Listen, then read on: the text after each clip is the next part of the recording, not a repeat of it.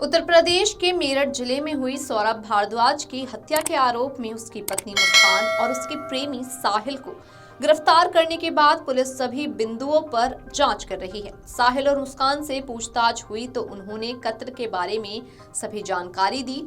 नवंबर में पहले कत्ल का प्लान बनाया था। इसके अलावा क्या क्या सामान जुटाया और कहां से जुटाया ये भी उन्होंने बताया। पुलिस की छानबीन में फिलहाल 9 लोग सामने आए हैं जिनसे पूछताछ की जा रही है।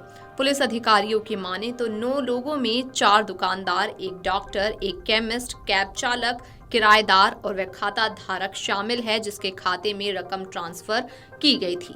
ब्रह्मपुरी पुलिस 7 लोगों से पूछताछ कर चुकी है। 2 लोगों से पूछताछ अभी बाकी है। मेरठ के ब्रह्मपुरी में पति सौरभ की हत्या करने वाली मुस्कान और उसके प्रेमी साहिल शुक्ला को जेल में 3 दिन से नींद नहीं आ रही है।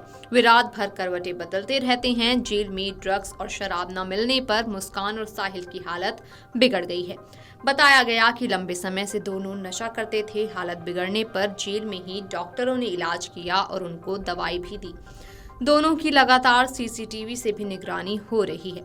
वरिष्ठ जेल अधीक्षक वीरेश राज शर्मा ने बताया कि दोनों बंदियों को अस्पताल में डॉक्टरों को दिखाया। डॉक्टरों ने कुछ दवाइयां दी। योग और नशा मुक्ति केंद्र के माध्यम से नशे की लत छुड़ाने का प्रयास भी किया जा रहा है। दोनों एक ही बैरक में रहना चाहते हैं।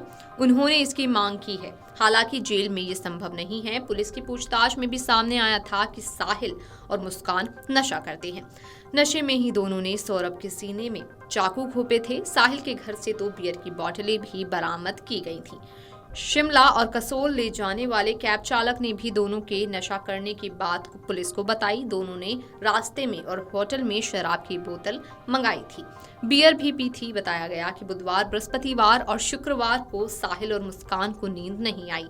दोनों रात भर अपनी अपनी बैरक में करवट बदलते रहे। ये बात बंदी रक्षकों और जेल स्टाफ ने जेल वरिष्ठ अधीक्षकों को बताई तो उन्होंने दोनों हत्यारोपी से बातचीत की। इसके बाद दोनों ने लंबे समय से नशा करने की बात कबूली है। दोनों ने अल्कोहल विड्रॉल के लक्षण देखे गए हैं। दोनों को जेल अस्पताल में उपचार के लिए ले जाया गया है। यहाँ डॉक्टर ने उन्हें रिलैक्स के लिए कुछ दवाइयां दी हैं। ये भी सामने आया है कि अभी तक दोनों से मिलने के लिए जेल में कोई भी परिजन और रिश्तेदार या परिचित नहीं पहुंचा है।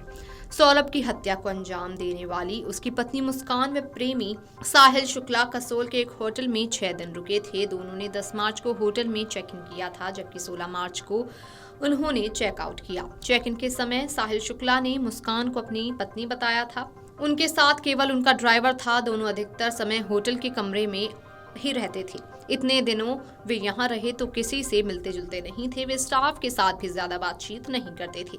उनका खाना वगैरह उनके कमरे में ही जाता था। हालांकि होटल संचालकों की ओर से कमरा किराए पर देने से पहले औपचारिकताएं पूरी की गई थीं। कसोल में होटल संचालक अमन ने कहा कि वे दिन में 1 आध बार ही बाहर निकलते थे।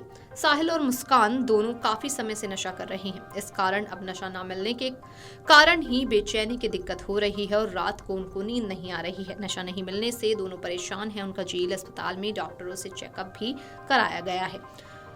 साथ ही डॉक्टरों ने कुछ दवाई भी दी। जानकारी के अनुसार मेरठ में लंदन से लौटे सौरभ कुमार की 3 मार्च की रात पत्नी मुस्कान रस्तोगी ने प्रेमी साहिल शुक्ला के साथ मिलकर हत्या कर दी। आरोपियों ने शव के 15 टुकड़े ड्रम में रखकर ऊपर से चुनाई कर दी। मुस्कान अपनी 5 साल की बेटी को मायके में छोड़कर प्रेमी के साथ 4 मार्च की शाम को हिमाचल घूमने चली गई। वापस लौटकर मुस्कान ने अपने पिता को सौरभ की हत्या करने की जानकारी दी। Video desk amarujala.com। अगर आप ये वीडियो YouTube पर देख रहे हैं तो हमारे चैनल को सब्सक्राइब कर बेल आइकन दबाएं और Facebook पर देख रहे हैं तो हमारे पेज को लाइक करें। 8 मिलियन प्लस सब्सक्राइबर, आपके इस भरोसे के लिए बहुत धन्यवाद।